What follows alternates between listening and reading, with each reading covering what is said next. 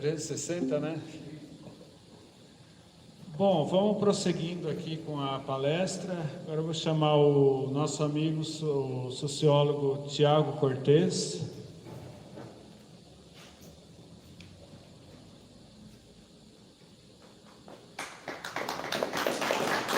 Passo para você.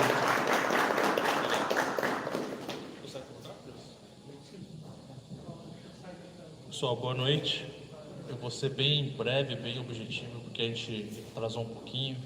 Então eu vou resumir bastante também aqui a minha fala. Obrigado por terem vindo, né? Uma noite fria dessa aqui no quinta-feira, não é fácil.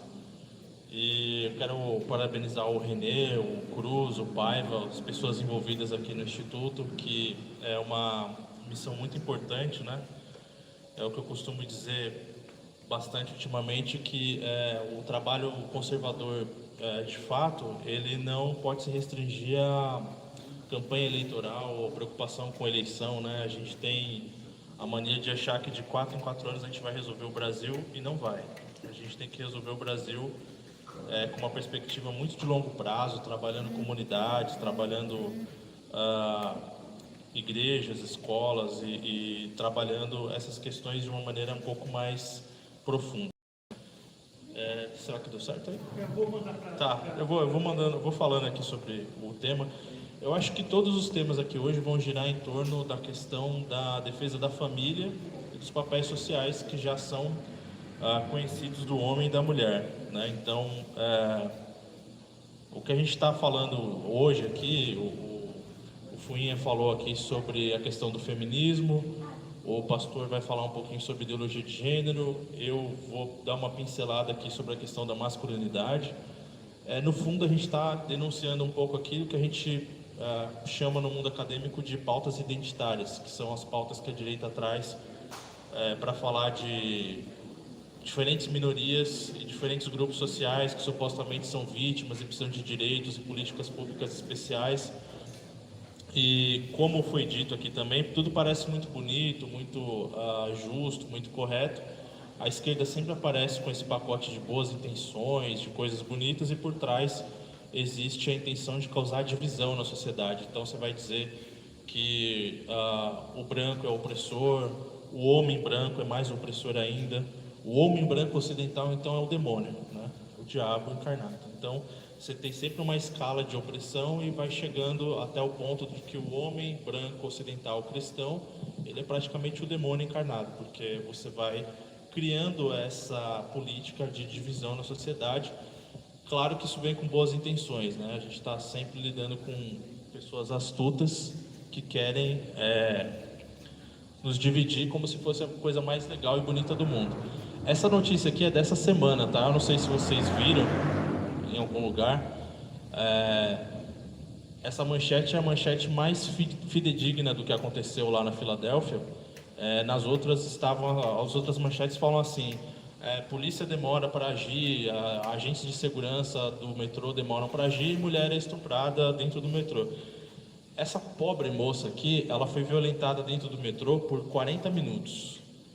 O detalhe é o seguinte: o metrô estava cheio no horário de pico na cidade de Filadélfia, uma cidade urbana dos Estados Unidos. E essa moça foi violentada por 40 minutos. O que os passageiros que estavam próximos dela fizeram? Eles pegaram o celular e filmaram o que estava acontecendo.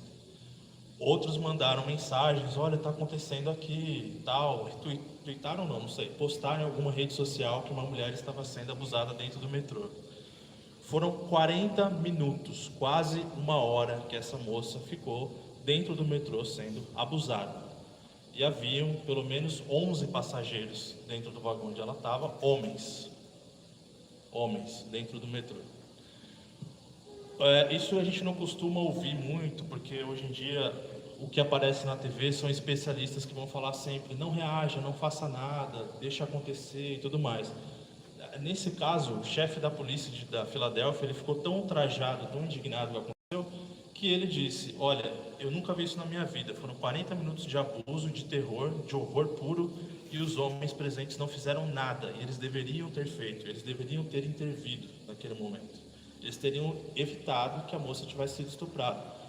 Essa moça estava no metrô sozinha, ela estava um pouco desorientada, ela tinha saído de uma festa e ela tinha bebido, alguém colocou alguma coisa na bebida dela. Ela estava frágil, estava vulnerável.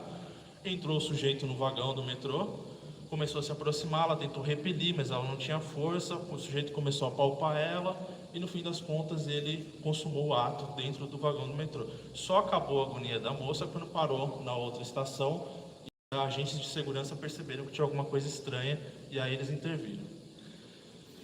O que isso tem a ver com o que eu vim falar aqui hoje? Eu vim falar hoje sobre uma questão que está cada vez mais em voga, que é a demonização da masculinidade, né? A criminalização da masculinidade. A ideia de que o homem ele é culpado por ser homem, que o homem ele tem que, de uma maneira bastante clara e objetiva, se o homem ele não castrar a si mesmo antes de sair de casa, ele já está colocando todo mundo em perigo. Agora, o que aconteceu aqui, nesse caso, em muitos casos de violência contra a mulher, o que acontece é que existe alguém apto para intervir, existe um homem próximo que pode fazer alguma coisa, mas esse homem hoje, muitas vezes, ele se sente acuado para agir, ele se sente acuado para tomar uma ação.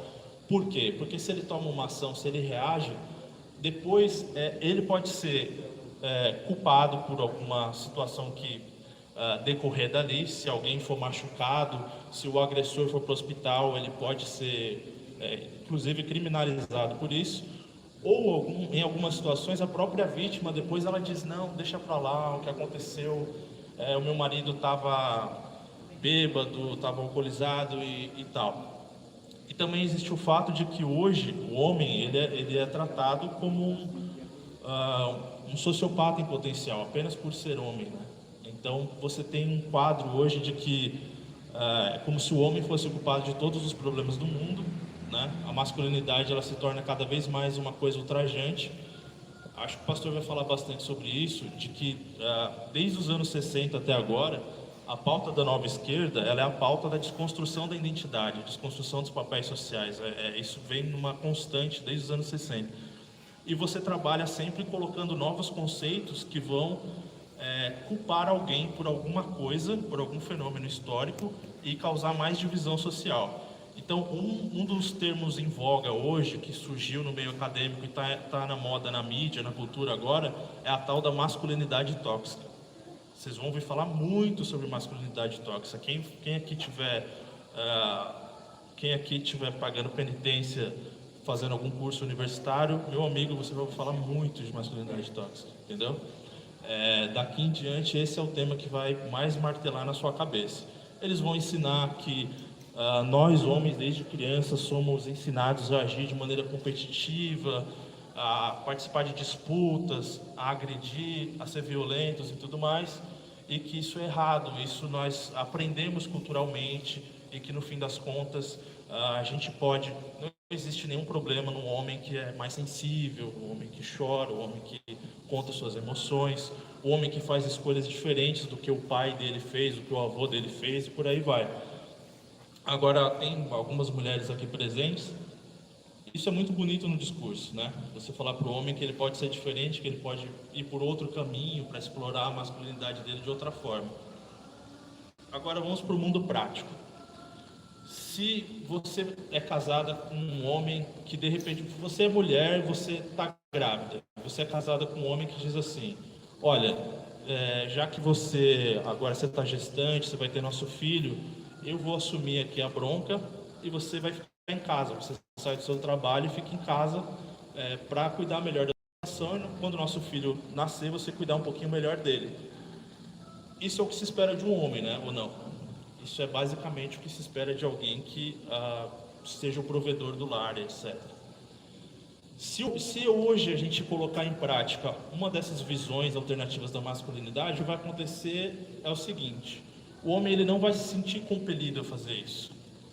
Ele não vai se sentir nem um pouco tentado a dizer para a mulher: olha, deixa que eu assumo o papel da liderança, da dianteira de casa, e você vai cuidar do seu filho. Por quê? Porque isso tem a ver com a estrutura do patriarcalismo, a estrutura patriarcal que condiciona a mentalidade dos homens para agir dessa forma, sempre assumindo o papel de liderança e blá, blá, blá, blá, blá. Mais ou menos além, se a mulher hoje é casada com um homem e ela tem uma jornada antes de trabalho, ou ela tem 2 empregos, ou ela trabalha longe do trabalho dela, e ela está cansada, está começando a ter dificuldade de conciliar os afazeres domésticos com o trabalho. O homem diz para ela: olha, por que você não arranja um emprego mais perto de casa?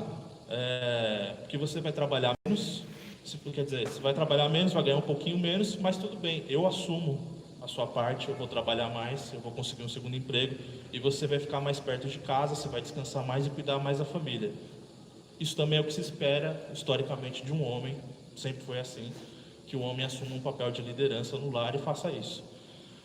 Mas eu pergunto para vocês, mulheres, e se você está casada com um homem que diz assim: olha, meu amor, eu sei que eu tenho que pagar as contas e sustentar a casa, que esse supostamente é o meu papel, mas eu estou muito cansado, eu trabalho longe, né? Estou em Carapicuíba, trabalho no centro de São Paulo, é meio longe para mim.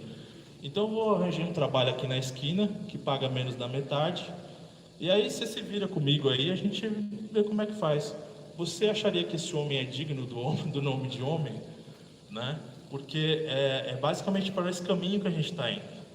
Né? A ideia é que o homem ele pode tomar esse tipo de decisão, esse tipo de atitude, assumir uma postura mais aberta, mais flexível. E a gente sabe que o caminho disso só pode ser o desastre. Né? Assim como você tinha no passado a ideia de que a mulher sozinha poderia, aquela coisa de ser a mulher executiva, que toma conta do mercado de trabalho, está no topo da hierarquia corporativa e também cuida dos filhos, sim, e alimenta os cachorrinhos e os gatos e os papagaios, e tudo dá certo na vida dela, e a gente sabe que é mentira, né? Existe uma correlação muito grande entre o grau de hierarquia da mulher, o grau existe uma correlação entre quanto a mulher é depressiva e a colocação dela na hierarquia corporativa. Então, quanto mais alta a mulher está na hierarquia corporativa, mais, obviamente, ela sofre de depressão, ansiedade, toma mais medicamento, a vida dela vira um inferno. Né? Existe, sim, a possibilidade de independência para uma mulher, é uma coisa, eu acho que até admirável, mas saiba, isso vem com consequências. Uma dessas consequências é a solidão, a depressão, a ansiedade. Você passa a assumir um papel em que, por a sua fragilidade fisiológica, biológica e sim emocional, você acaba tendo dificuldade com outras coisas. Agora, eu falei aqui dos problemas do ponto de vista da mulher, então só para finalizar. Agora, do ponto de vista do homem, o que está acontecendo? Como eu disse aqui, o caso dessa mulher, os homens que agiram aqui, que eles filmaram o que estava acontecendo e eles simplesmente, sei lá, postaram em alguma rede social, tweetaram, falaram: olha que horror, a mulher está sendo estuprada, devem ter levantado alguma hashtag para pedir ajuda, e eles não interviram. Olha só, do ponto de vista dos especialistas, do ponto de vista da cultura moderna, esses homens aqui agiram corretamente, eles não foram violentos. Vejam só, ninguém foi violento. O único violento que houve foi o agressor, que estuprou a pobre garota. Mas os outros ali presentes, sabe a palavrinha mágica que eu acabei de introduzir aqui, da masculinidade tóxica? Eles não foram tóxicos, eles não foram agressivos. Eles foram bons cidadãos, eles foram cidadãos pacíficos, eles não interviram.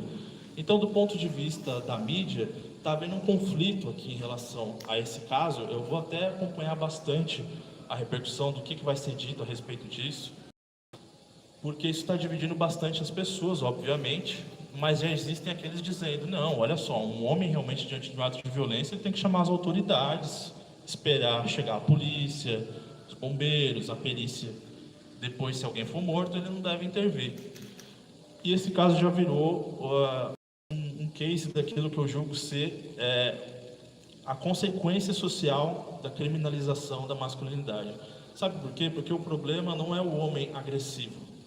O problema não é o homem que consegue canalizar a sua agressividade, consegue utilizar a sua violência por um fim legítimo, como nesse caso deveria ter acontecido. O problema é o homem que faz isso para oprimir outras pessoas, constranger outras pessoas, para abusar de outras pessoas. Então, não haveria nenhum problema se um desses homens presentes nesse vagão levantasse e esmurrasse o sujeito que estivesse fazendo isso. Nenhum problema. Entendeu?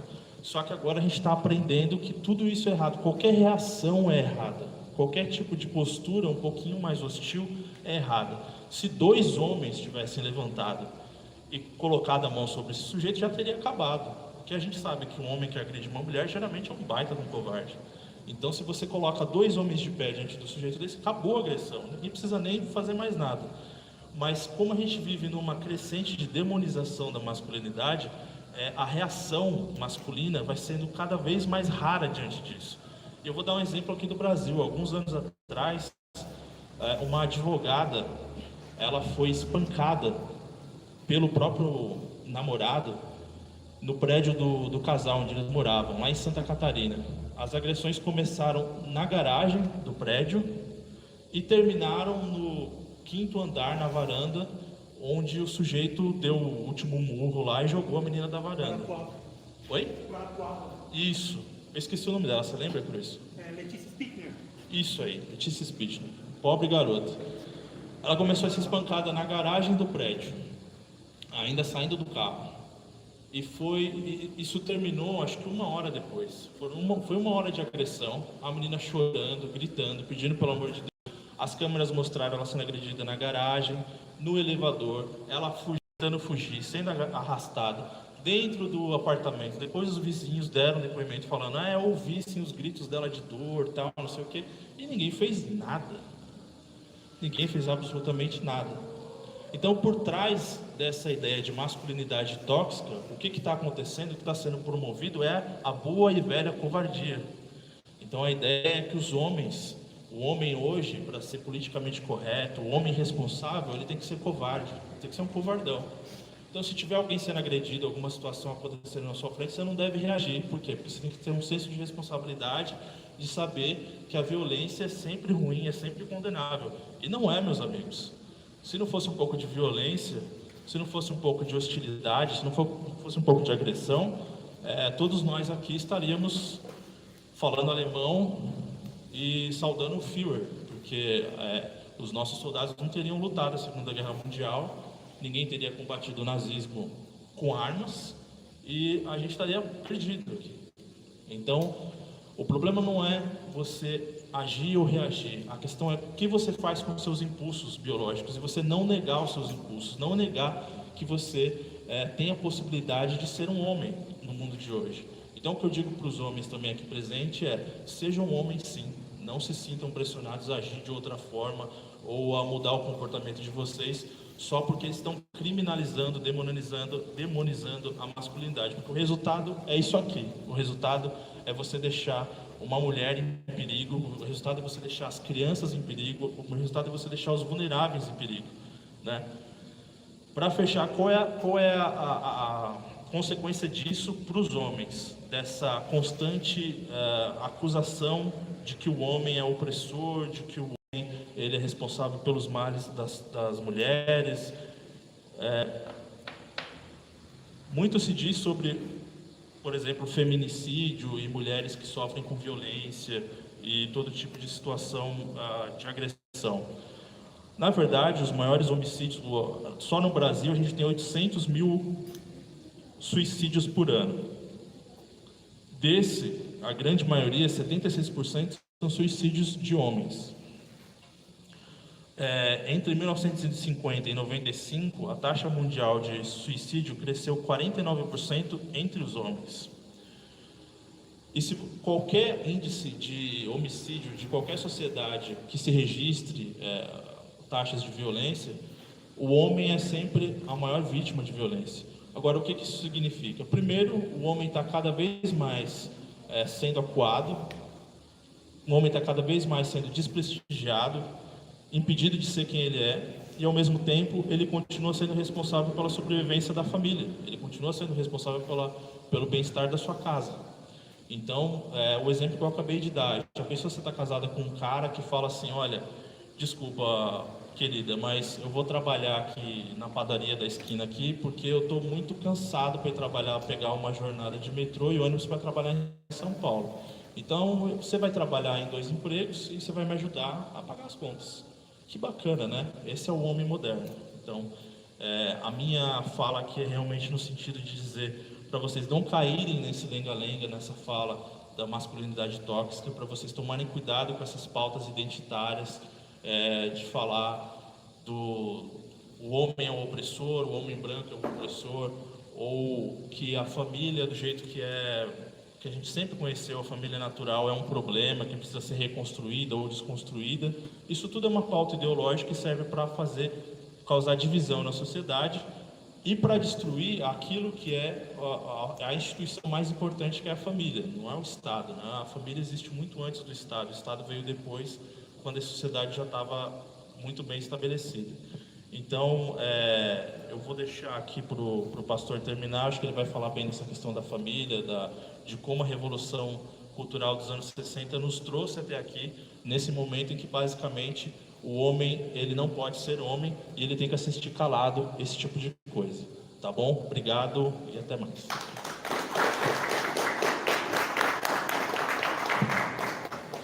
Oi. Se inscreva no canal, deixe o seu like e sua opinião nos comentários.